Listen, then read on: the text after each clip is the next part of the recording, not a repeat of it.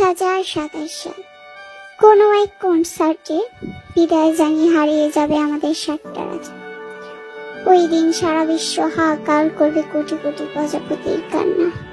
পড়ে থাকবে হাজারো স্মৃতি, শুধু মানুষগুলো থাকবে না। আমাদের সাতটা রাজা আমাদের ছেড়ে যেতে চাইবে না, তবে তারাও যেতে বাধ্য। এটাই নিয়ে আর থাকবে না বিটিএস বলতে কিছু, আর থাকবে না আর্মি নামক কোটি কোটি প্রজাপতি, যে যার মতো ব্যস্ত হয়ে পড়বে। আর কেউ বলবে না বিটিএস 7টা মেম্বার আমার জামাই।